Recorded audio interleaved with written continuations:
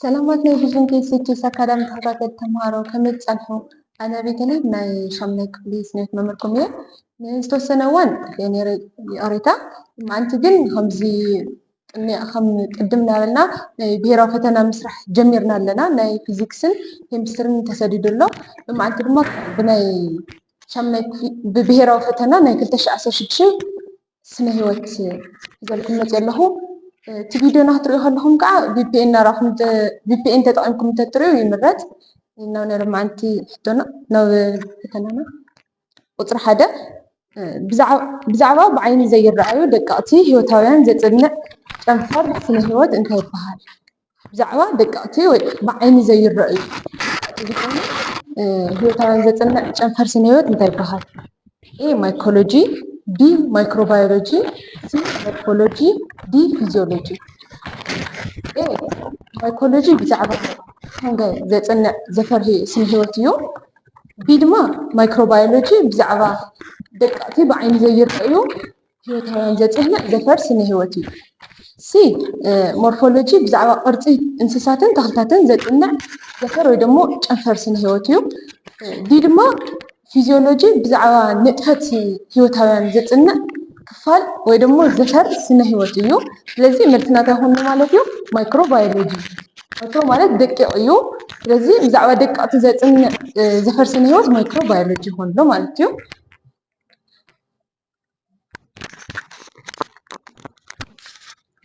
ቁፅሪ 2 ዋህዮ ምዕጉርቲ መርኣይ ለይንሱ 5 ግዜ ዘግዝፍ ቀራጢ ምስሊ ለይንሱ ድማ 300 ግዜ ዘግዝፍ ናይ ምግዛፍ ክእለት ብዘለዎ ኮምፓውንድ ማይክሮስኮፕ እንተተራእዩ ብክንደይ ዝኣክል ገዚፉ ክረአ ይኽእል? እቲ ኣካልስ 5 መርኣይ ለይንስ 300 ግዜ ዘግዝፍ ድማ ቀራጢ ምስሊ ለይንስ እንድሕር ሃልዮስ እቲ ኣካል ካብቲ ንቡር ብክንደይ ገዚፉ ክረአ ይኽእል? እዚ ንምፍላጥ ድማ እቲ ኣካል ብክንደይ ገዚፉ ንምፍላጥ መርኣይ ለይንስ ክባዛሕ ቀራፂ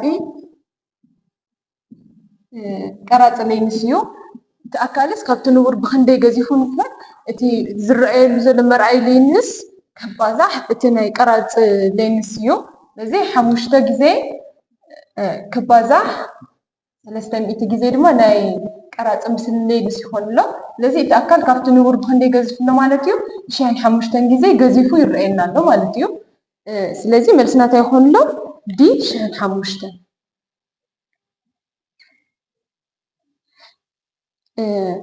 ቁፅሪ 3 እና 4 ከዓ ብዝተወሃበና ብዝህዚ ለንበበልኩም መሰረት ኢና ክንምልሶ። ቁፅሪ 1 ግድግዳ ዋህዮ፣ ቁፅሪ 2 ረቂቅ ሽፋን ዋህዮ፣ ቁፅሪ 3 ተቆፃፃሪ ኣካል፣ ቁፅሪ 4 ክሎሮፕላስት፣ ቁፅሪ 5 ማይቶኮንድራ፣ ቁፅሪ 6 ድማ ሓፊዝ ፈሳሲ። እዚ ቁፅሪ 3 እንታይ ይብለና? ካብ ኣዋህዮታት ተኽሊ ካብዞም ዝተውሃቡስ ኣዋህዮታት ተኽሊ ጥራሕ ዝርከቡስ በዓል ምን እዮም? ኣብ ተኽሊ ጥራሕ ዝርከቡ ኣብ ዋህዮ እንስሳትስ ዘይርከቡ። ስለዚ ምን ይኾን ኣሎ ማለት እዩ? ግድግዳ ዋህዮን ክሎሮፕላስትን እዮም ኣብ ተኽልታት ጥራሕ ዝርከቡ። ስለዚ ቁፅሪ 1ን ቁፅሪ 4 ይኾን ኣሎ። እዚ ማለት ድማ ኣብ ቁፅሪ 3 ሲ መማረፂ 1ን 4 ማለት እውን ግድግዳ ዋህዮን ክሎሮፕላስትን ይኾን ኣሎ። እቶም ዝተረፉ ድማ ኣብ ዋህዮ ተኽልን እንስሳን ዝርከቡ ማለት እዩ። ማዓረ ኣብ ኩሎም ይርከቡ እዮም። መን ይኾን ሎ ማለት ረቂቅ ሽፋን ዋህዮ፣ ተቆፃፃሪ ኣካል፣ ማይቶኮንድርያ እና ሓፊዝ ፈሳሲ ኣብ ተኽልታት ይኹን ኣብ እንስሳት ይርከቡ እዮም። ስለዚ ቁፅሪ 4 ድማ ኣብ ዋህዮታት ተኽልን እንስሳን ዝርከቡ ክፍሊ ኣካላት ዝሓዘ መማረፂ መን እዩ? ኤ 2 3 5 6 ካብ 1 እና 4 ወፃኢ እንድሕር ኮይኑ ኤ ይኾን ኣሎ ማለት እዩ። 2 3 5 እና 6 ምክንያቱም 1 እና 4 ኣብ ተኽልታት ጥራሕ ይርከቡ ስለ ዝበልና ግድግዳ ዋህዮን ክሎሮፕላስትን። ስለዚ ኤ ይኾን ኣሎ። ቁፅሪ 5 ዝለዓለ ጥርናፈ ካብ ዝለዓለ ጥርናፈ ሂወታውያን ናብ ዝተሓተ ጥርናፈ ሂወታውያን ብትክክል ዝተሰርዓ ኣየና እዩ? ሂወታውያንስ ካብ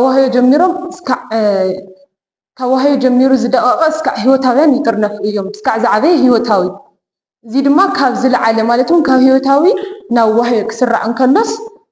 ዝሓዘ መማረፂ መን እዩ? ኤ ዋህዮ፣ ትሹ፣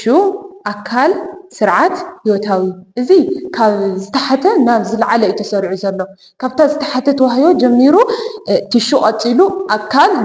ናይ ዋህዮታት ጥርናፈ ቲሹ ፈጢሩ ናይ ቲሹታት ጥርናፈ ድማ ኣካል ፈጢሩ ኣካላት ድማ ብሓደ ሓቢሮም ስርዓት ይፈጥሩ እቲ ስርዓት ድማ ሙሉእ ስርዓታት ተኣኪቦም ድማ ሙሉእ ህይወታዊ ይፈጥሩ እዚ እንታይ ይኮን ካብ ዝተሓተ ናብ ዝለዓለ ጥርናፈ ህይወታውያንስ ካብ ዝተሓተ ናብ ዝለዓለ መስርዕ ክኾን ከሎ ካብ ዝለዓለ ናብ ዝተሓተ ተኮይኑ ግን ዲ ይኮን ስርዓት ሲ ይኮን ህይወታዊ ስርዓት ኣካል ቲሹ ኢልና ዋህዮ ይኮን ካብ ዝዓበየ ናብ ዝነኣሰ ክኾን ከሎ ህይወታዊ ካብኡ ስርዓት ኣካል ቲሹ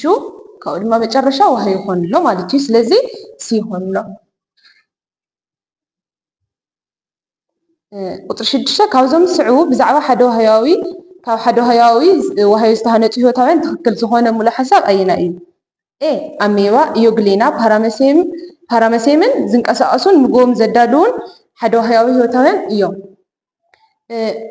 ኣሜባ ኢዮግሌና እና ፓራመሴም ዝንቀሳቀሱ እዮም ትክክል እዩ ምግቦም ግን ባዕሎም ዘዳልው ህይወታውያን ኣይኮኑ ምግቦም ዘዳልው ዘይኮነስ ኢዮግሌና ምግቡ ባዕሉ ከዳልው ይኽእል እዩ ፓራመሴም ግን እና ኣሜባ ግን ንህይወታውያን እናተመገቡ እዮም ዝነብሩ ንካልኦት ካብኦም ዝደቀቁ ክኾን ይኽእል እናተመገቡ እዮም ዝነብሩ እምበር ባዕሎም ምግቦም ዘዳልው ይኮኑ ስለዚ ጌጋ ይኮን ቢ ክሎሬላ ስፓይሮጋይራን ኢዮግሌናን ምግቦም ዘዳልው ሓደ ዋህያዊ ህይወታውያን እዮም ቢ ድማ ክሎሬላ ስፓይሮጋይራን እና ኢዮግሌና ሰለስቲኦም ንተኽሊ ይመስሉ እዮም ማለት ምግቦምስ ባዕሎም ዘዳልው ሓደ ዋህያዊ ህይወታውያን እዮም ስለዚ ቢ ትክክል ትኾን ማለት እዩ ሲ ኣሜባ ፓራሜሴን ባክቴርያ ኩሉ ግዜ ቀዋምን ዘይለዋወጥን ቅርፂ ኣለዎም ኣሜባ ዝለዋወጥ ቅርፂ ሰውነት ኣለዎ ፓራሜሴን ዋላ ዘይለዋወጥ እንተሃለዮ ኣሜባ ግን ዝለዋወጥ ኣለዎ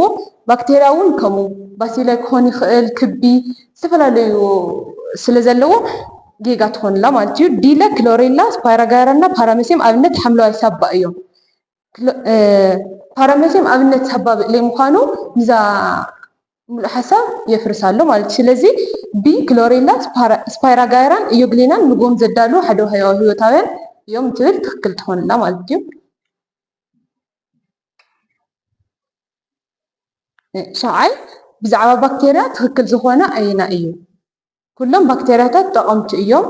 ኩሎም ባክቴርያታት ጠቐምቲ ክኾኑ ይኽእሉ ጎዳእቲ እውን ኣለዎም ጠቐምቲ እውን ኣለዎም ኩሎም ባክቴርያታት እውን ጎዳእቲ እዮም ዝብል ኩሎም ባክቴርያታት ጠቐምቲ እዮም ኩሎም ባክቴርያታት ጎዳእቲ እዮም ዝብል ሓሳብ ጌጋ እዩ ኩሎም ክጎድኡ ይኽእሉን ኩሎም ክጠቕሙ ይኽእሉን ባሲላይ ክቢ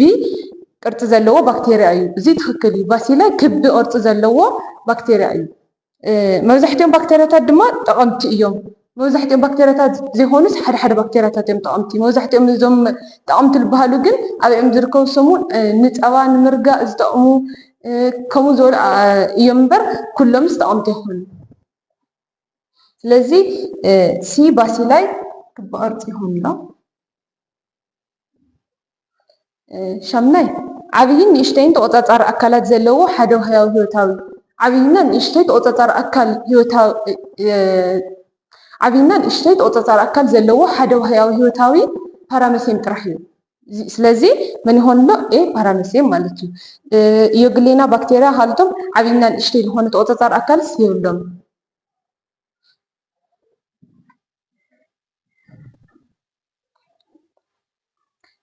ንሕቶታት ቁፅሪ 9 እና 10 ኣብኡ መብርሂ ተዋሂቡሎ ንሱ ድማ መርኣይ ኳድራንታት እዞም ስዕቡ 5 መርኣያ ኳድራንታት ዝተቆፀሩ ኣናእሽተይ ተኽልታት 20 12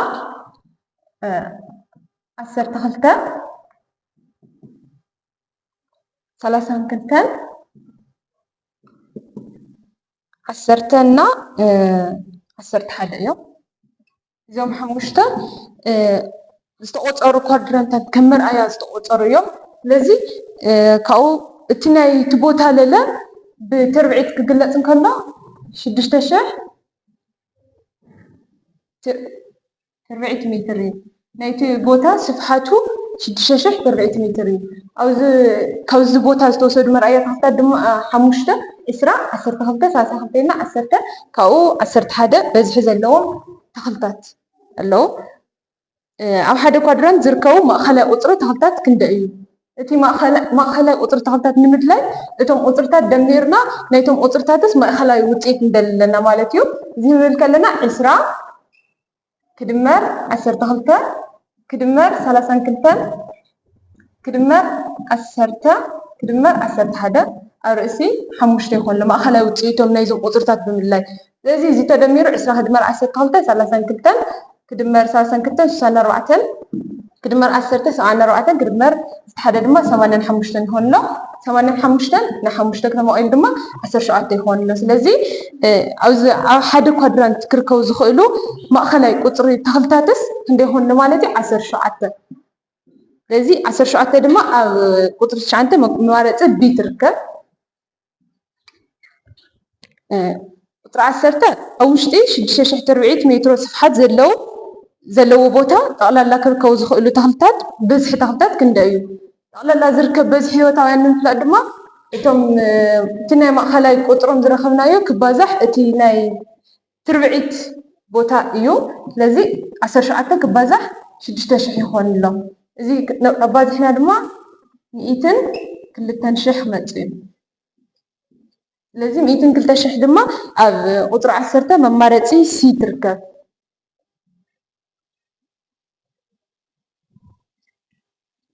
ቁፅሪ 11 ካብ ዓይነት ዋህዮ ወዲሰብ HIV ብቐዳምነት ዘጥቅዖ ዋህዮ ኣየና እዩ? ካብ ዓይነታት ኣብ ወዲሰብ ዝርከቡ ዋህዮታት ብኤችኣይቪ ቀዲሙ ዝጥቃዕ መን እዩ? ኤ ፃዕዳ ዋህዮ ደም፣ ቢ ቀይሕ ዋህዮ ደም፣ ሲ ፕላትሌት፣ ዲ ሄሞግሎቢን። ቀዲሙ ዝጥቃዕ ብኤችኣይቪ ፃዕዳ ዋህዮ ደም እዩ። ምክንያቱ ፃዕዳ ዋህዮ ደም ማለት ንሰውነትና ሕማም ወይ ደግሞ ዘይፍለጡ ነገራት ክመፁ ከለዉ ንኸጥቅዕ ዝኸይድ ዓይነት ዋህዮ እንድሕር ሃልዩ ንሰውነትና ካብ ሕማም ንምክልኻል ይኹን ካብ ዘይፍለጡ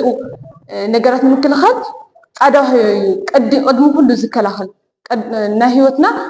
ኣብ ሂወታውያን ሕማም ዝከላኸል ማለት እውን ኣብ ወዲ ሰብ ሂወት ዝከላኸል ፃዕዳ ዋህዮ ደም ስለ ዝኾነ ቀልጢፉ ዝጥቃዕ ብኤችኣይቪ ፃዕዳ ዋህዮ ደም ይኾን ኣሎ ኤ ማለት እዩ።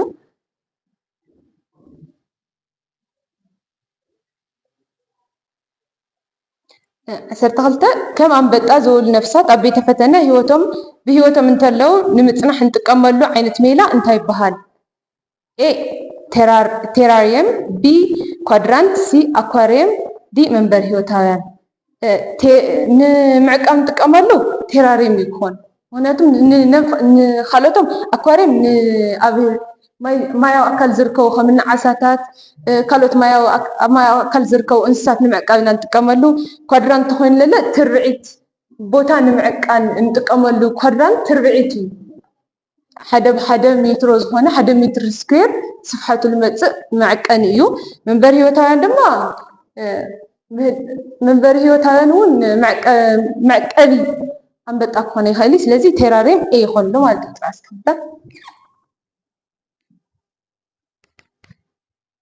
ቁፅሪ 13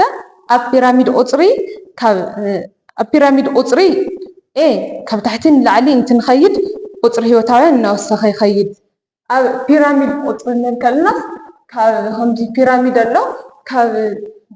ታሕቲ ንላዕሊ እናኸድና ብዝኸድና ቁፅርስ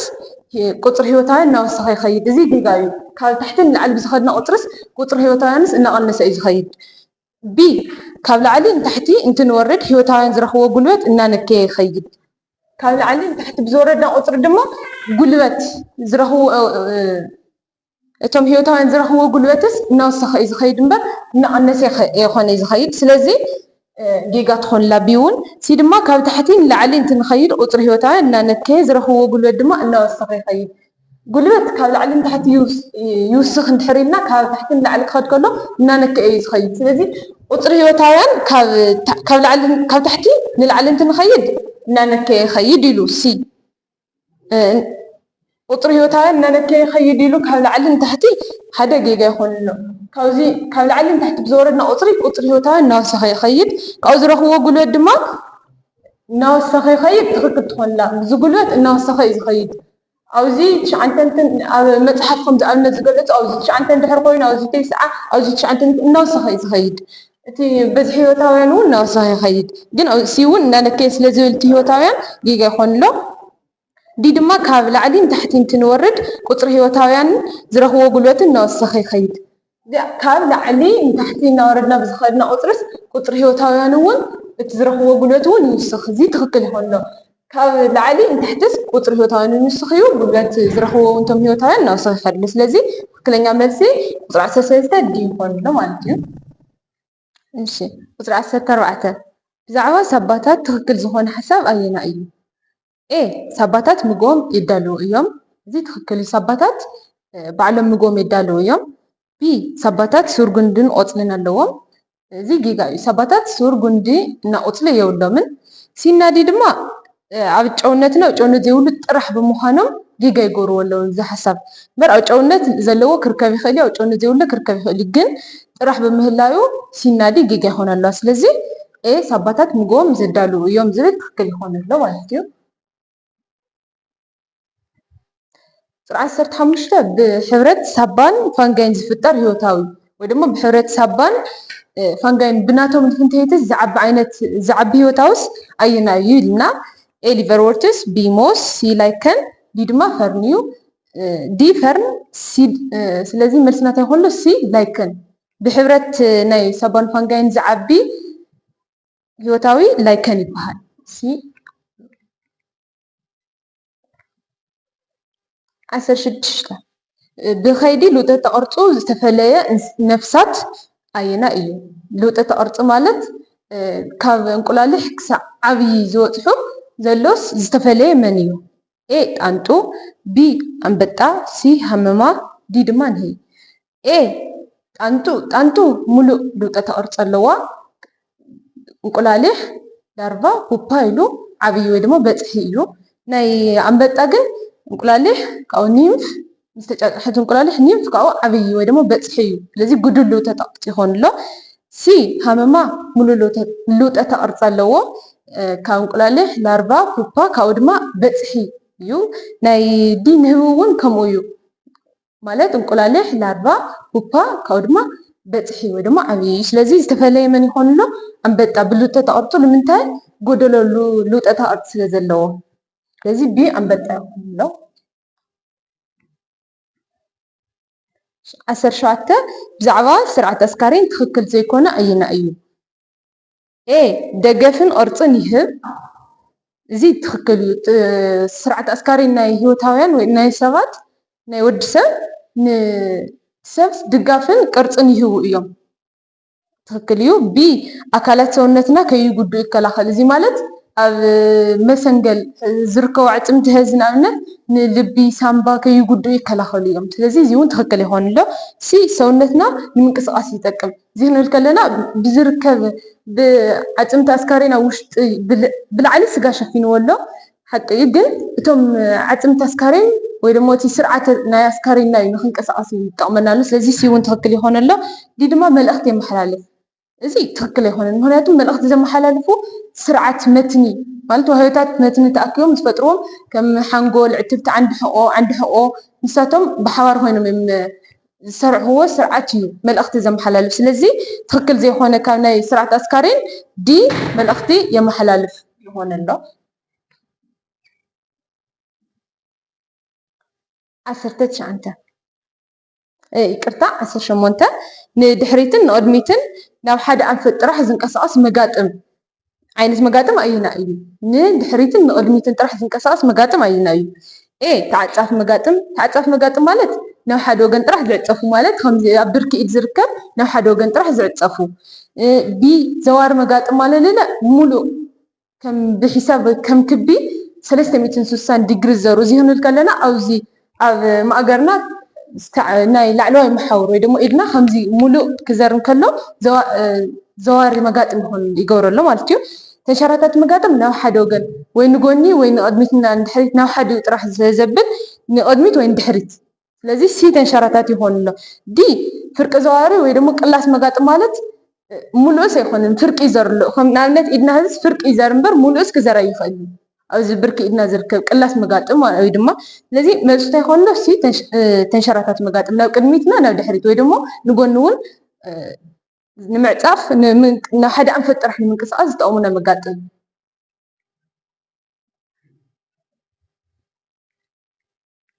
19 ካብዞም ስዕቡ መማረፅታት ዓይነት ዘይምእዙዛት ጨዋዳ ዝሓዘ ኣየና እዩ? ኤ ካብ ክሳድ ንላዕሊ ኣብ ክሳድ ዝርከቡ ጨዋዳታት፣ እዚ ማለት ክሳድና ክነንቀሳቀሶ ንኽእሎ ኢና። ስለዚ ምእዙዛት ጨዋዳታት ይኾኑ ዶ? ኤ ጌጋ ይኾኑ ዶ? ቢ ኣብ መልሓስና ዝርከቡ ጨዋዳታት መልሓስና እውን ከም ድላይና ክነንቀሳቀሶ ንኽእል ስለዝኾንና እዚኦም እውን ምእዙዛት እዮም፣ ዘይምእዙዛት ይኾኑ። ሲ ኣብ ኣእዳውናን ኣእጋርናን ዝርከቡ ጨዋዳታት፣ እዚ ክንብል ከለና ኣእዳውና ከም ድላይና ክነንቀሳቀሶ ዝደለናዮ ሰዓት ንኣብነት ዝኾነ ሓዊ እንድሕር ርኢና ወይ ዝኾነ መፍርሕ ነገር እንድሕር ርኢና ኣእጋርናስ ስለዝኣዘዝናዮ ኣእምሮ ሓንጎልና ኣዚዝዎ ክጎዩ ወይ ድማ ንክርሕቁ ስለዝኽእሉስ ምእዙዛት ጨዋዳታት እዮም። ናይ ዲ ግን ኣብ ኣካላት ስርዓተ ምሕቃቅ ዝርከቡ ጨዋዳታት፣ እዚ ክንብል ከለናስ ምግቢ በሊዕናስ ኣይ ይፅነሐለይ ሕዘ ይሕቅቆ እንድሕር ኢልናስ ዝፅበየና ዓይነት ጨዋዳ ስለዘይኮነ ወይ ንሕና ኣዚዝናዮስ ዝሰምዕ ዓይነት ጨዋዳ ስለዘይኮነ ዘይምእዙዝ ጨዋዳ ይኾን ኣሎ። ስለዚ ዲ ኣብ ስርዓተ ምሕቃቅ ምግቢ ዝርከቡ ጨዋዳታት ዘይምእዙዛት ጨዋዳታት ይኾኑ ኣለዉ። ቁፅሪ 20 ሓደ ተምሃራይ ሻምናይ ክፍሊ ኣብ ከይዲ ውህደ ብርሃን ቀሊል ፈተነ ንምክያድ ደልዩ ነቲ ተኽሊ ን3 መዓልቲ ዝኣክል ኣብ ብርሃን ዘይብሉ ፀልማት ቦታ ኣቐሚጥዎ። ኣብ መወዳእታ ብፅዋት ኣዮዲን ብምጥቃም ነቲ ቆፅሊ ስታርች ምህላው ንምርጋፅ ፈተነ ምስ ገበረ ኣሉታዊ ውፅኢት ረኺቡ። ካብዚ ዝተካየደ ፈተነ እንታይ ተዓዚብኩም? ወይ ደግሞ እንታይ መደምደምታኹምስ እንታይ እዩ? ኤ ስታርች ኣብ ብርሃን ዘይብሉ ክዳሎ ዝኽእል ምዃኑ፣ እዚ ጌጋ ይኾን ኣሎ። እንድሕር ስታርች ዝዳለ ተዝኾን ነይሩ እቲ ቆፅልስ ኣወንታዊ ዝኾነ ውፅኢት ክረክብ ነይሩ እቲ ተምሃራይ። ቢ ስታርች ንምድላው ብርሃን ዘድሊ ምዃኑ፣ እዚ ማለት ድማ ጉልበት ብርሃን ፀሓይ ተጠቒምናስ ውህደ ብርሃን ነካይድ ኢልና ነርና። እዚ ድማ ስታርችስ ንምድላውስ ብርሃን ይድሊ። ስለዚ ቢ ትክክል ትኾነላ ማለት እዩ።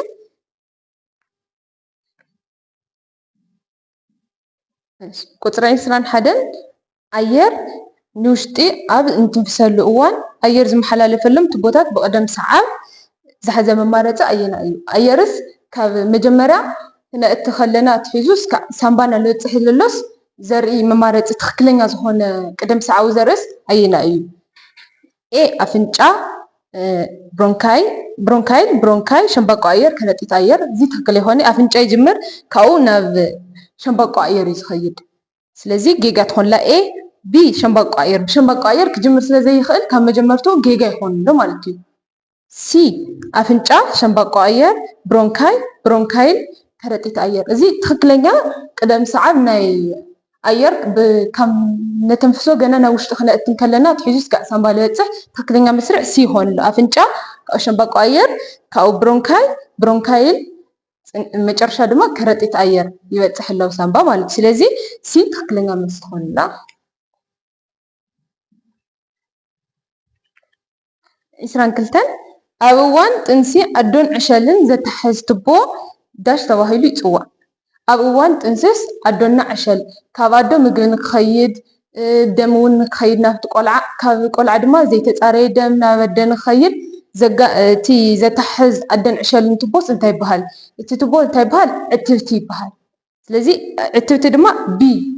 ኣብ ቁፅሪ 22 ቢ ዕትብቲ ቢ ትኾንላ መልሳ ማለት እዩ። ቁፅሪ 23 ካብዞም ዝስዕቡ ልምድታት ንሓደ ውልቀ ሰብ ንኤችኣይቪ ኤድስ ከቃልዖ ዘይኽእል ኣየና እዩ? ወይ ደግሞ ኤችኣይቪ ኤድስስ ከትሕዝ ዘይኽእል ንሓደ ሰብ? መማረፂ ኤ፣ መማረፂ ቢ እና መማረፂ ዲ ሰለስቲኦም ንሓደ ሰብ ንኤችኣይቪ ከትሕዙ ዝኽእሉ ዓይነት መንገድታት ወይ ደግሞ ልምድታት ስለዝኾኑ፣ ሲ ግን ዝተበከለ ምግቢ ምጥቃምስ ወይ ማይ ወለድ ሕማም ከምፀልና ንኽእል ከምኒ ንኣብነት ብኣሜባ ልመፁ ገለ ከምፅእ ዝኽእል እምበር ኤችኣይቪ ኤድስ ከምፅእ ይኽእል። ስለዚ ቁፅሪ 23 መማረፂ ሲ ዝተበከለ ምግቢ ምምላእ ትኾንላ ማለት እዩ። ቁፅሪ 24 ብርሰት ተኽልታት ንከባቢያዊ ወዕይ ዓለምና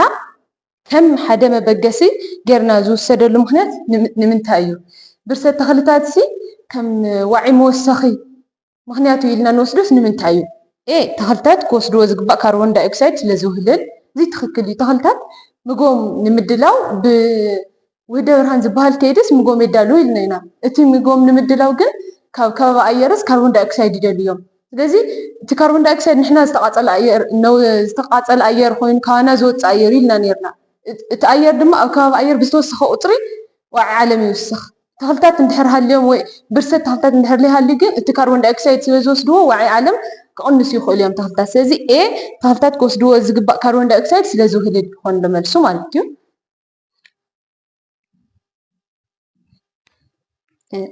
ቁፅሪ 25 ካብዞም ዝስዕቡ ሓደኣዊ ድግሪ ዘርኢ ዝኾነ ኣየና እዩ ሓደኣዊ ድግሪ ዘርኢ ማለት ሓደ መኽዘን ምግቢ ዘለዎ ጥራሕስ ኣየና እዩ ኤ ስርናይ ቢ ዓይኒ ዓተር ሲ ብርስን ዲ ዓተር ባሕሪ ካብ ኤ ወፃኢ ዘለዉ ካልኦቶም መማረፅታት ኩሎም ክልተኣዊ ድግሪ ዘርኢ ዘለዎም እዮም ወይ ድማ ክልተ መኽዘን ምግቢ ዘለዎም እዮም ስለዚ መልስና ኤ ስርናይ ይኾን ኣሎ ማለት እዩ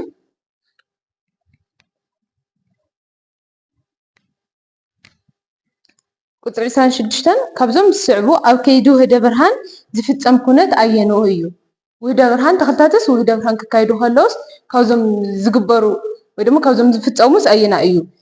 ኤ ጉልበት ብርሃን ኦክሲጅን ናብ ግሉኮዝ ንምቕያር ይጠቅም እዚ ጌጋ እዩ ጉልበት ብርሃን ፀሓይስ ማይስ ናብ ሃይድሮጅንና ናብ ኦክሲጅን ንምፍላይ ይጠቅም ቢ ድማ ካርበናዊ ውህዳት ናብ ኢካርበናዊ ውህዳት ይቕየሩ እዚ እውን ጌጋ እዩ ምክንያቱም ኢካርበናዊ ውህዳት ማይና ካርቦን ዳይኦክሳይድ ነበሩስ ካርበናዊ ዝኾነ ውህድ ግሉኮዝ እዮም ይፈጥሩ ሲ ጉልበት ብርሃን ፀሓይ ዝምጠጠሉ ሞለኪላት ማይ ንክመቃቀል እዩ እዚኣ ትክክል ትኾንላ ጉልበት ብርሃን ፀሓይ ብሃመልማል ዝእከብስ እቲ ብሱር ዝመፀ ማይስ ናብ ሃይድሮጅንና ናብ ኦክሲጅን ንምስባር ወይ ድማ ንምቕቃል እዩ ዝእከብ ዲ እቲ ከይዲ ብዙሕ መጠን ኦክሲጅን ይጥቀም ኣብ ውህደ ብርሃን ኣብ ከይዲ ውህደ ብርሃን ኦክሲጅን ጎናዊ ምህርቲ እምበር ከም ጥረ ኣቕሓስ ኣይንጥቀመሉ ስለዚ ዲ እውን ጌጋ ይኾን ኣሎ ትክክለኛ መልስና ሲ ይኾን ኣሎ ማለት እዩ 27 ኣብ መንጎ ዝተፈላለዩ ሂወታውያን ዘሎ ርክብ ክልቲኦም ሂወታውያን ተጠቀምቲ ዝገብር ዝሓዘ መማረፂ ኣየና እዩ ክልቲኦም እቲ ሓደ እውን ዘይጉዳእ እቲ ሓደ እውን ሓደ ዝጉዳእ እቲ ሓደ ዘይጉዳእ ወይ እቲ ሓደ ዝጎድኣሉ ዘይኮነስ ክልቲኦም ዝርብሕሉ ስለዚ ረብሓዊ ልፍንትሄት እቲ ሓደ እውን ይርባሕ ክልቲኦምስ ይርብሑ ኣለዉ በቲ ኣብ መንጎኦም ዘሎ እቲ ርክብስ ክልቲኦም ተረባሕቲ ክኾኑ ከለውስ እንታይ ኮሎ ረብሓዊ ልፍንትሄት በለፃዊ ልፍንትሄት እንተኮይኑ እቲ ሓደ ከም ፅግዕተኛ ኮይኑ እቲ ሓደ ተጠቃሚ እቲ ሓደ ድማ ተጎዳኢ ዝኾነሉ እዩ ይበለፃዊ ልፍንትሄት እንተኮይኑ ግን እቲ ሓደ ይጥቀም እቲ ሓደ ግን ኣይጥቀምን ኣይጉዳእን ስለዚ መልስና ሲ ረብሓዊ ልፍንትሄት ይኾን ኣሎ ክልቲኦምስ ዝርብሑሉ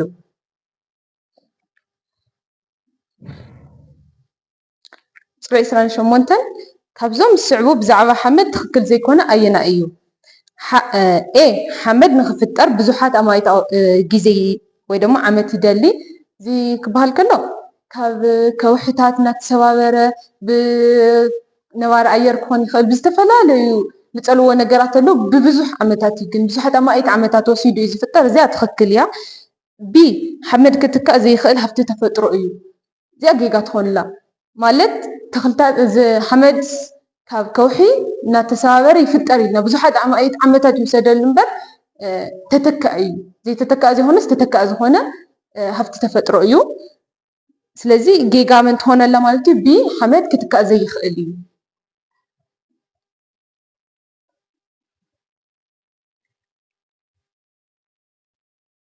ቁፅሪ 29 ዓለም ዋህዮ ሂወታውያን ብኮምፓውንድ ማይክሮስኮፕ እናረኣየት ተፅንዕ ኣላ ንበል ካብዞም ዝስዕቡ ዓለም ክትረኽቦ ዘይኽእል ክፋል ዋህዮ ኣየና እዩ እዚ ማለትስ ብኮምፓውንድ ማይክሮስኮፕስ ክረአ ዘይኽእል ክፋል ዋህዮስ ኣየና እዩ ኤ ግድግዳ ዋህዮ ቢ ሓፊስ ፈሳሲ ሲ ረቂቕ ሽፋን ዋህዮ ዲ ተቆፃፃሪ ኣካል ብኮምፓውንድ ማይክሮስኮፕ ዝረኣዩ ክፍሊ ኣካላት ተባሂሉ ኣብ ናይ 7ይ ክፍሊ መፅሓፍ ተቆፃፃሪ ኣካል ረቂቕ ሽፋን ዋህዮን ሓፊስ ፈሳስን እዮም ስለዚ ብኮምፓውንድ ማይክሮስኮፕ ክትሪኦ ዘይትኽእል ዓለም እንታይ ይኾን ኣሎ ማለት እዩ ግድግዳ ዋህዮ ኤ ይኾን ኣሎ ማለት እዩ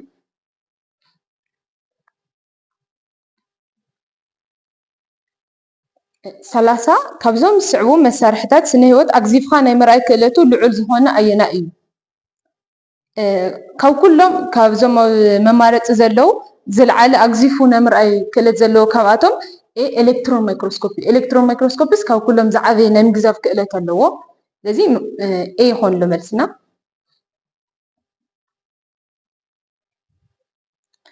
31 ካብዞም ስዕቡ ብዛዕባ ስነ ህይወት ትክክል ዘይኮነ ሓሳብ ኣየና እዩ ኤ ብዛዕባ ህይወታውያንን ከባቢኦም ዘፅንዕ ሳይንስ እዩ እዚ ትክክል እዩ ቢ ምስ ካልኦት ዓይነት ትምህርቲ ዝምድና ዘለዎ ሳይንስ እዩ እዚ ድማ ባዮፊዚክስ ባዮኬሚስትሪ ኢልና ኣብ ናይ 9ይ ክፍሊ መፅሓፍ ኣብ ምዕራፍ 1 ምስ ካልኦት ዓይነት ትምህርትታት ዘለዎ ርክብ ተባሂሉ ተማሂርኩም ኢኹም ስለዚ ቢ እውን ትክክል እዩ ሲ ስነ ህይወት ክልስ ሓሳብ እውን ምስ ውፅኢታት ቴክኖሎጂ ርክብ ዘይብሉን እዩ እዚ ጌጋ ይኾን ኣሎ ተኽልታት ንኣብነትስ ብማይክሮስኮፕ ጌርና ንሪኢ ዋህዮኦም ኢልና ስለዚ እዚ ማይክሮስኮፕ ንክስራሕ ዝገበረስ ስነ ህይወት ስለ ዘሎ እዩ ስነ ህይወት ዋህዮ ስለዚ ስነ ህይወትስ ክልስ ሓሳብ ናይ ስነ ህይወትስ ምስ ቴክኖሎጂስ ብጣዕሚ ይዛመድ እዩ ይዛመድን ዘይኮነስ ርክብስ ኣለዎ እዩ እዚ ሲ ጌጋ ይኾን ኣሎ ዲ ፀገማት ሕብረተሰብ ንምፍታሕ ምዕባይን ገጠር ዝለዓለ እጀም ኣለዎ እዚ እውን ትክክል እዩ ስለዚ ቁፅሪ 31 ሲ ይኾን ለመልስና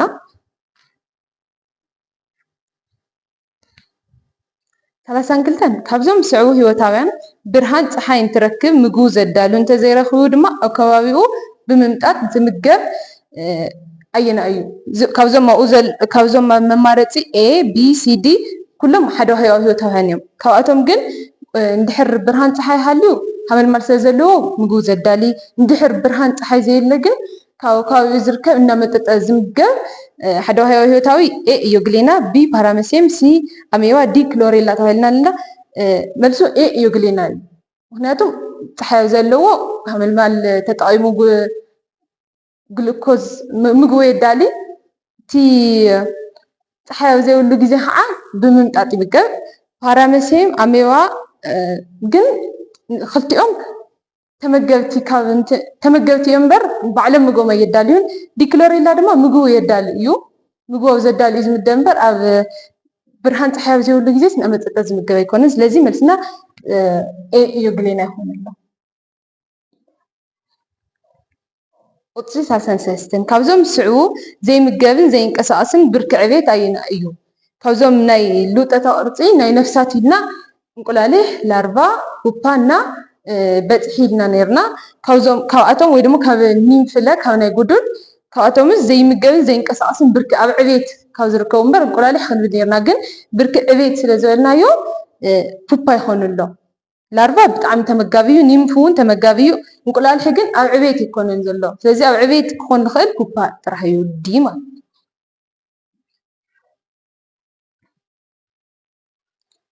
እዩ 34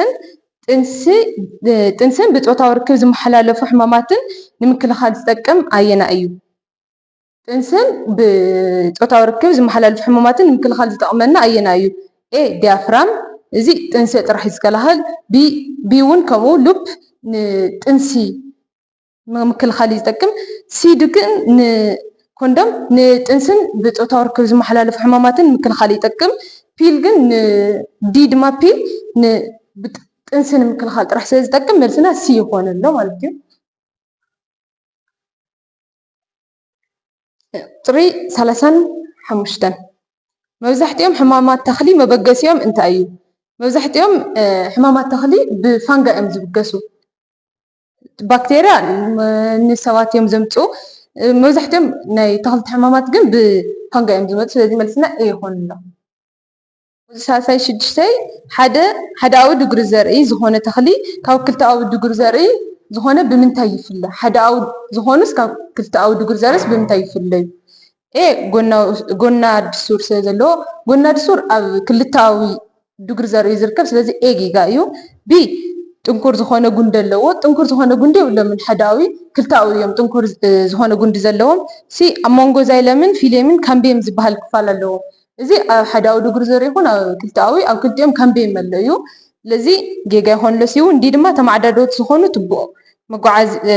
ማዕዳዳውቲ ዝኾኑ ትቦ መጓዓዝያ ስለ ዘለዎ ሓዳዊ ድግሪ ዘርእስ ተማዕዳዳዊ ስለ ዘለዎ ዲ ትክክል ትኾነላ ማለት እዩ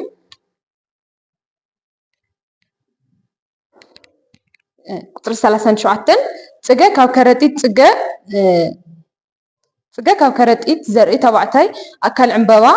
ሓደ ተኽሊ ናብ መጣጋ ኣንስታይ ናብ ካሊእ ተመሳሳሊ ዝኾነ ዘርኢ ዝሰጋገረሉ ኸይዲ ኣብ ባዕሉ እንድሕር ኮይኑ ዓርሰ ፅግያ እዩ ክበሃል ናብ ካሊእ ተመሳሳሊ እንድሕር ኮይኑ ግን ስግረ ፅግያ ይኾን ዶ ማለት እዩ ስለዚ ስግረ ፅግያ ድማ ኣብ 37 መማረፂ ሲ ትርከብ ቁፅሪ 38 ካብዞም ስዑብ ዓይነታት ሓመድ ማይ ሒዙ ናይ ምፅናሕ ተኽእሉ ዝለዓለ ተኽእሎ ዘለዎ ኣየና እዩ ማይ ካብ ዓይነታት ሓመድ ዝለዓለ ሒዝካ ናይ ምፅናሕ ተኽእሎ ዘለዎ ዋልካ እዩ ዋልካ ድማ ኣብ መማረፂ ዲ ስለ ትርከብ ዋልካ ይኾን ዶ መልሱ ቁፅሪ 39 ካብዞም ስዑብ ፕሮቲን ዘዳሉ ክፍለ ኣካል ወህዮ ኣየና እዩ ፕሮቲን ዝዳለወሉ ወይ ድማ ፕሮቲን ዘዳሉ ክፍለ ኣካል ወህዮ መን እዩ ራይቦዞም ስለዚ ራይቦዞም ድማ መማረፂ ኤ ኣሎ መልስና ኤ ትኾነና ቁፅሪ 39 ራይቦዞም ፕሮቲን ዘዳሊ ክፍለ ኣካል ወህዮ ማለት እዩ ቁፅሪ 40 ሰንሰለት ምግብን ሰንሰለታዊ ረኽቢ ምግብን ዝተሓላለኸ ረኽቢ ምግብን ዘመሳስሎም እንታይ እዩ ሰንሰለታውና ሕልኽላኽስ ዘመሳስሎም እንታይ እዩ ኤ ክልቲኦም ካብ ሓደ ህይወታዊ ኣብ ክልቲኦም ሓደ ህይወታዊ ብኻሊእ ሓደ ህይወታዊ ጥራሕ ይብላዕ ሓደ ህይወታዊ ብሓደ ጥራሕ ዝብላዕ ኣብ ሰንሰለታዊ ረኽቢ ምግቢ እዩ ስለዚ ኣብ ዝተሓላለኸ ግን ሓደ ህይወታውስ ብብዙሓት ክብላዕ ይኽእል እዩ ስለዚ ጌጋ ይኾንሉ ኤ ቢ ክልቲኦም ብመዳለወቲ ምግቢ ይጅምሩ እዚ ትክክል ክልቲኦምስ ብተኽሊ ወይ ደሞ ብመዳለወቲ ምግቢ እዩ ዝጅምር ኣብ ሕልኽላኽ ይኹን ኣብ ሰንሰለታዊ ስለዚ ቢ ትክክለኛ መልስና ትኾነላ ቁፅሪ 41 ኣብ ምድረ በዳ ኤ ብቆፅሎም ኣቢሎም ብዙሕ ማይ ዘህፉ ተኽልታት ይርከቡ እዚ ጊጋ እዩ ቢ ገፊሕ ቆፅሊ ዘለዎም ተኽልታት ይርከቡ ገፊሕ ቆፅሊ ዘለዎም ዘይኮነስ ንእሽተይ ቆፅሊ ዘለዎም እዮም ዝርከቡ ሲ ኣብ መዓልቲ 3 ግዜ ማይ ዝሰትዩ እንስሳት ይርከቡ ኣብ ምድረ በዳስ ማይ ዘየለ ከመይ ገይሩ 3 ግዜ ኣብ መዓልቲ ዝሰትዩ እንስሳት ይርከቡ ስለዚ ሲ እውን ጌጋ ይኾን ዶ ዲ ኣብ ናይ ቀትሪ ሓያል ሃሩር ክጣወሩ ዝኽእሉን ብቐሊሉ ኣብ ንእሽተይ ነገር ክፅለሉ ዝኽእሉን እንስሳት ይርከቡ እዚ ድማ ትክክል ይኾን ዶ ዲ መልስና ይኾን ዶ ቁፅሪ ንረኣሕሉ ማለት እዩ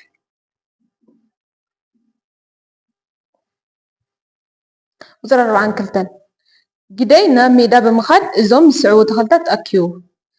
ቁፅሪ 1 ሞስ 2 ምሸላ ባሕሪ 3 ፈርን 4 ሮዝ 5 ኮኒፈር 6 ድማ ቃላሚጦስ እዞም 6 ተኽልታትስ ኣኪቡ ካብዞም 6 ተኽልታት ድማ ዓምባቢ ዝኾነ ኣየና እዩ ዝብል ቁፅሪ 42 እቶም ዓንበብቲ ምሸላ ባሕሪ ሮዝና ቃላሚጦስ እዮም ካልኦቶም ዓንበብቲ ዘይኮን ሞስ ዓምባቢ ኣይኮነን ፈርን እውን ዓምባቢ ኣይኮነን ኮኒፈር እውን ከምኡ ዓምባቢ ኣይኮነን እቶም ዓንበብቲ መን ይኾን ሎ ምሸላ ባሕሪ ሮዝና ቃላሚጦስ ስለዚ ቁፅሪ 2 ቁፅሪ 4 እና ቁፅሪ 6 ቁፅሪ 2 4 እና 6 ዝሓዘ መማረፂ ድማ መማረፂ ሲ ስለዚ ትክክለኛ መልስና መማረፂ ሲ ይኾን ኣሎ ማለት እዩ ቁፅሪ 43 ሕማም ዓሶ ከምፅኡ ዝኽእሉ ተዋስያን እንታይ ይበሃሉ ሕማም ዓሶ ከምፅኡ ዝኽእሉ ተዋስያን እንታይ ይበሃሉ ፕላዝሞዴም ዓሶስ ብፕላዝሞዴም ዝበሃል ተዋስያን ይመፅእ ጣንጡ መመሓላለፊት እምበር እቲ ሕማም መምፅኢትስ ኣይኮነት እቲ ሕማም ዓሶ ዝበሃል ዘምፅኡ ግን ፕላዝሞዴም ዝበሃሉ ተዋስያን ይኾኑ ኣለዉ ፕላዝሞዴም ድማ ኣብ ቢ ይርከብ ኣሎ ቁፅሪ 44 ካብዞም ዝስዕቡ ካልኣይ ብርኪ መፍለይ ፆታ ኣንስታይ ዝኾነ ኣየና እዩ እዚኣ ድማ ትክክለኛ መልሲ ኤ ትርከብ መማረፂ ኤ ስለዚ ቁፅሪ 44 መማረፂ ኤ ይኾን መልሱ ቁፅሪ 45 ዋህታት ዘርኢ ተባዕታይ ዝፍልፍለሉ ኣካል ምርባሕ ዳሽ ተባሂሉ ይፅዋዕ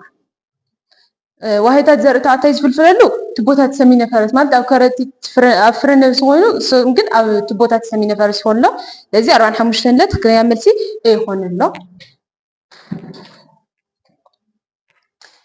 46 ዋህታት እንስሳ ምስ ዋህታት ተኽሊ እንትነፃፀሩ ዋህታት እንስሳስ እንታይ ይመስሉ ዋህታት እንስሳ ኤ ክሎሮፊል ኣለዎም ቢ ግድግዳ ወህዮ ኣለዎም ሲ ዓብይ ቫኪል ኣለዎም ዲ መጠኖም ኣናእሽተይ እዮም ኤ ክሎሮፊል ኣለዎም ክሎሮፊል ማለት ብትግርኛ ሃመልማል ማለት እዩ ዋህታት እንስሳ ድማ ሃመልማል የብሎም ስለዚ ኤ ክሎሮፊል ኣለዎም ትብል ጌጋ ይኾን ኣሎ ቢ ግድግዳ ወህዮ ኣለዎም ግድግዳ ወህዮ ድማ ኣብ ተኽልታት ጥራሕ ዝርከብ ክፍለ ኣካል ወህዮ ኢልና ነርና ስለዚ እዚኣ እውን ጌጋ ትኾነላ ሲ ዓብይ ቫኪል ኣለዎም ዓብይ ቫኪል ዘለዎም ተኽልታት እዮም እንስሳት ንእሽተይ ወይ ደሞ ንእሽተይ ዝኾነ ቫክዩል ዘለዎም ዲ መጠኖም ኣናእሽተይ እዮም እዚኣ ትክክል ትኾንላ ማለት ተኽልታት ዋህዮን ተኽልታት እንስሳን ክነፃፀሩ ከለዉ ናይ ዋህዮ እንስሳት 4.6 ዋህዮታት እንስሳ ምስ ዋህዮታት ተኽሊ እንትነፃፀሩ ዋህዮታት እንስሳ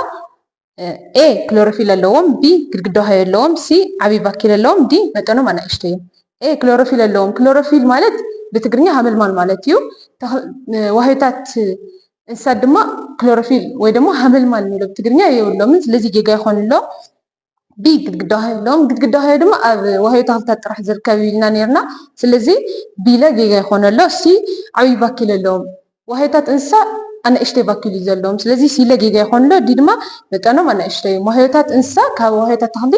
ብጣዕሚ ዝነኣሱ እዮም እዚኣ ትክክል ትኾነላ ማለት እዩ 46 ዲ ይኾን ኣሎ 47 ካብዞም ዝስዕቡ መንበሪ ሂወታውያን ዝወሓደ በዝሒ እንስሳን ተኽልታትን ዘለዎ ኣየና እዩ ብዝነብሩሉ እዞም እንስሳትስ ዝወሓደ ዝርከበሉ መን እዩ ኤ ምድሪ ሳዕሪ ቢ ምድረ በዳ ሲ ኣግራብ ትሮፒካ ዲ ቴምፕሬት ካብ ኩሎም እቲ ብጣዕሚ ዝወሓደ በዝሒ ሂወታዊ እንስሳ ወይ ደግሞ ተኽሊ ክህልዎ ዝኽእል ምድረ በዳ እዩ ምድረ በዳ ድማ መማረፂ ቢ የላ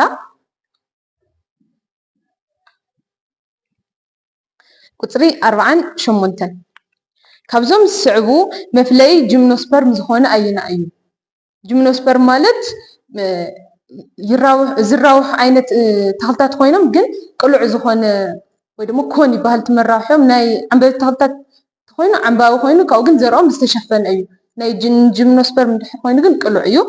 ኤ ምህላው ኮን ኣለዎም ትክክል ይኾን ኣሎ ቢ ምህላው ዕምበባ እዚኣ ጌጋ ትኾንላ ምክንያቱ ዕምበባ ዘለዎም ዓንበብቲ ተኽልታት እዮም እምበር ጂምኖስፐርም ዕምበባ የብሎምን ሲ ምህላው ሽፋን ዘለዎም ዘርእታት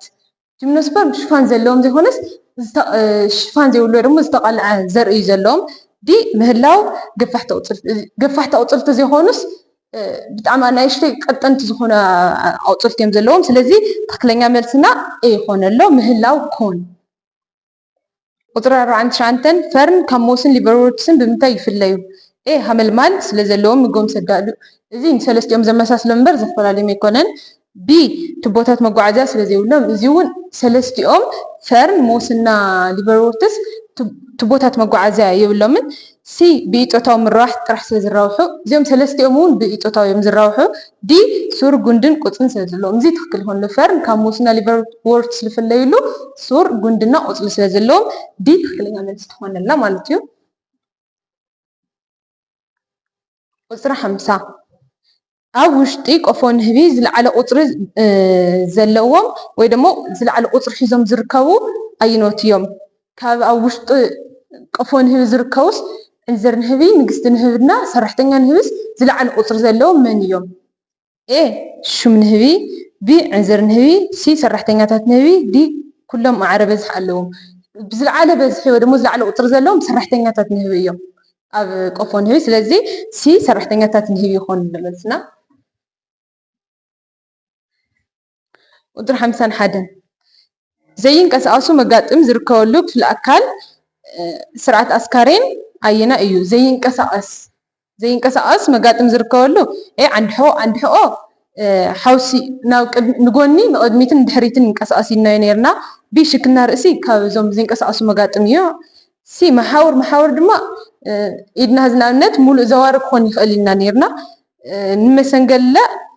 ዘይንቀሳቀሱ መጋጥም ኣይኮኑን ስለዚ መልስና ሽክና ርእሲ ቢ ይኾን ኣሎ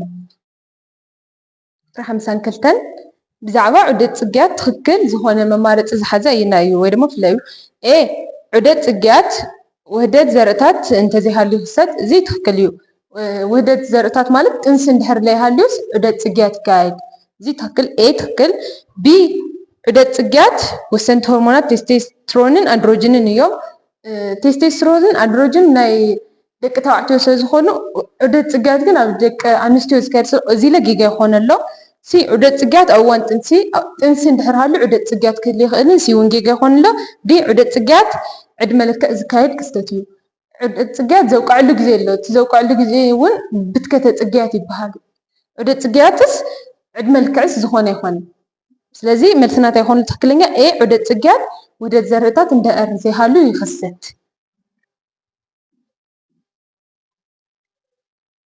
53 ትክክለኛ ቀደም ሰዓብ ዑደት ማይ ዝሓዘ መማረፂ ኣየና እዩ? ኤ ማይ ዝህለት ሃፋ ህፈት ደመና ዝናብ ማይ እዚ ጌጋ እዩ። ማይ መጀመርያ ካፍፍዩ ፀኒሑ ክዝሕል እዩ። ስለዚ ዝህለት ሃፋ እና ህፈት ተገላቢጠና ኣለዋ። ስለዚ ትክክለኛ መልስና ዲ ማይ ህፈት ዝህለት ሃፋ ደመና ዝናብ ካብኡ ማይ ይኾኑ። ትክክለኛ ናይ ዑደት ማይ ህፈት ዝህለት ካብኡ ደመና ዝናብ ተመልስና ማይ ንረክብ ኣለና ማለት ስለዚ ዲ ይኾነ ኣሎ። 54 ውህደት ዘርኢ ተባዕታይን ኣንስታይን ዝካየደሉ ኣካል ስርዓተ ምርባሕ እንታይ ይበሃል? ውህደት ዘርኢ ተባዕታይን ኣንስታይን ዝካየደሉ ቦታ ሸምባቆ ማህፀን እዩ ወይ ደሞ ድቂ ዝፍጠረሉ ኣብ ሸምባቆ ማህፀን እዩ። ድሓር ግን ኣብ ማህፀን ይልጠፍ ማለት እዩ። ስለዚ እቲ ውህደት ዘርኢ ዝካየደሉ ሸምባቆ ማህፀን ዲ ይኾነ ኣሎ ማለት እዩ።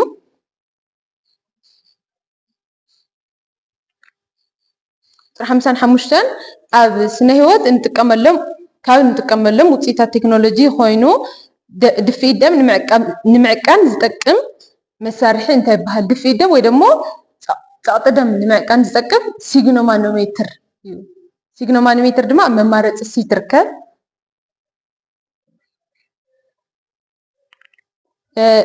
ኤ ቴርሞሜትር እንድሕር ኮይኑ ሙቐት ንምዕቃን እዩ። ዲ ስቴቶስኮፕ እንድሕር ኮይኑ ውቅዒት ልቢ ንምዕቃን እንጥቀመሉ እዩ። ባይኖክላር ድማ ኣብ ርሑቕ ዘሎስ ንምርኣይ እንጥቀመሉ እዩ። ቁፅሪ 56 ውህደ ብርሃን ዝካየደሉ ክፍሊ ኣካል ተኽሊ እንታይ ይበሃል? ውህደ ብርሃን ዝካየደሉ ክፍሊ ኣካል ተኽልስ እንታይ ይበሃል? ኤ ሱር ጌጋ፣ ቢ ቆፅሊ ውህደ ብርሃን ዝካየደሉ ትክክል ይኾነ ኣሎ። ሲ ዕምበባ፣ ዲ ጉንዲ እውን ጌጋ ይኾነ ኣሎ። ስለዚ ቢ ቆፅሊ ይኾነ ኣሎ። ውህደ ብርሃን ዝካየደሉ ክፍሊ ኣካል ተኽሊ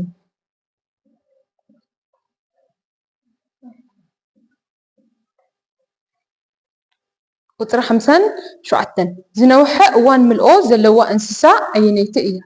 ዝነውሐ ዘለዋ መን እያ? ኤ ፈረስ፣ ቢ ላሕሚ፣ ሲ ግመል፣ ዲ በጊዕ። ዝነውሐ እዋን ምልኦ ዘለዋ ግመል እያ። ካብ ኩለን ዝነውሐ ካብ ኩለን ዝነኣሰ በጊዕ ኣለዋ። ቀፂሉ ድማ ላሕሚ እያ፣ ቀፂላ ፈረስ፣ እቲ ዝነውሐ ዘለዋ ግን ግመል ይኾነ ኣሎ ማለት እዩ። ሲ ቁፅሪ 58 ዓይነት ስንን ግደ ስርሑን ብትክክል ዝተዛመደ ኣየና እዩ? ኤ መሪሕ ስኒ ንምሕያኽን ንምውጋእን እዚ ትክክል ኣይኮነን። ቢ ኩርምቲ ንምንካስን ንምሕያኽን እዚ እውን ትክክል ኣይኮነን። ሲ ኩርምቲ ሓይሊ ንምድቃቕን ንምቕዳድን እዚ እውን ትክክል ኣይኮነን። ዲ ኣቃቢቶ ንምቕዳድን ንምውጋእን ዲ ኣቃቢቶ ንምውጋእን ንምቕዳድን ትክክል ትኾነላ ማለት እዩ። ትክክል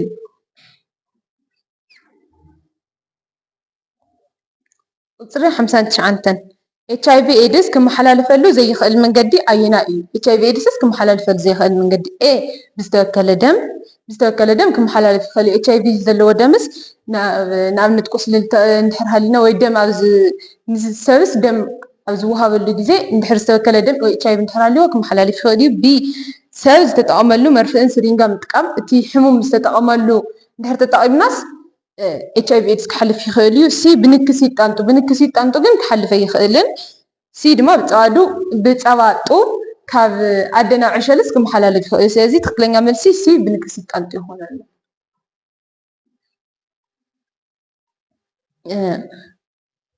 ቁፅሪ 60 ናይ መወዳእታና ቀመር ስኒ ሓንቲ መጠወዊት እንስሳ መሪሕ ስኒ 0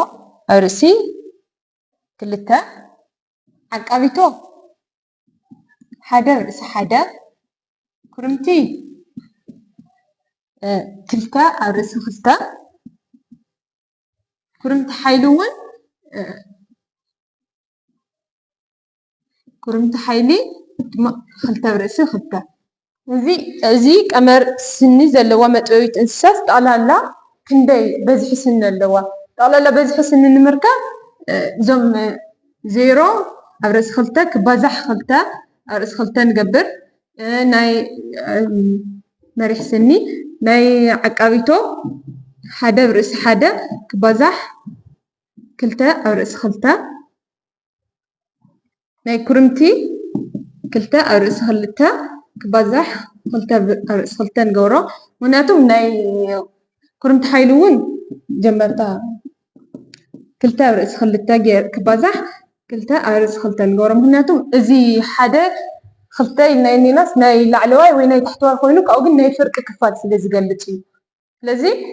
እዚ ተባዚሑ 0 ኣብ ርእሲ ክልተ ኣብ ርእሲ 4 ይቅርታ እዚ ክልተ ኣብ ርእሲ ክልተ ይኮን ኣሎ እዚ ለለ 4 ኣብ ርእሲ 4 ካብኡ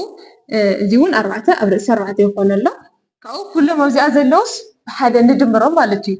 4 ክድመር 4 ክድመር 4 ካብ ከምዚ ሕፅር ንበለ 4 ክድመር 4 ናይ ኩርምቲ ሓይሊ 8 ይኮን ኣሎ ናይ ኩርምቲ ለ 4 ክድመር 4 8 ይኮን ኣሎ ክድመር 8 ንገብሮ ኣለና ጠቕላላ ምርካብ ናይ ዓቃቢቶ ድማ 2 ክድመር 2 4 ይኮን ኣሎ ናይ መሪሕ ስኒ ድማ 4 ክድመር 0 4 ይመፅእ ስለዚ ክድመር 4 ይኮን ኣሎ ጠቕላላ ናይ መጥበዊት እንስሳ ዝኾነት ጠቕላላ ስኒ ንምርካብ በዝሒ ስኒ 4 እዮም ደሚርና 8 ክድመር 8 16 ክድመር 4 20 ክድመር 4 ድማ ጠቕላላ 24 ይኮን ኣሎ ማለት እዩ 24 ድማ ኣብ መማረፂ ኤ ይርከብ ኣሎ ስለዚ መልስና ኤ ይኮን ኣሎ ማለት እዩ ማዓንቲ ብሄራዊ ፈተና ናይ 8ይ ክፍሊ ስነ ህይወት 2016 ዓመተ ምህረት ዝረኣናዮ እዚ ይመስል ነይሩ ካብ ዝረኣናዮ ዘይተረዳእኩም ሕቶ እንዳህር ሃልዩ ድማ ኣብ ኮመንት ሴክሽን ወይ ድማ ናይ ቴሌግራም ግሩፕ ናመፃኹም ሕተቱ ንዚ ቻናልና ድማ ሰብስክራይብ ዘይገበርኩም እንድሕር ሃልኩም ሰብስክራይብ እናገበርኩም ንቴሌግራም ቻናልና ድማ ጆይን ንምግባር እንድሕር ደሊኩም ኣብ ዲስክሪፕሽን ዝርከብ ሊንክ ጆይን ክትገበሩ ትኽእሉ ኢኹም ቀፃሊ ብካልእ ዓመተ ምህረት ናይ ብሄራዊ ፈተና ስካ ንራኸብ ሰናይ ፃኒ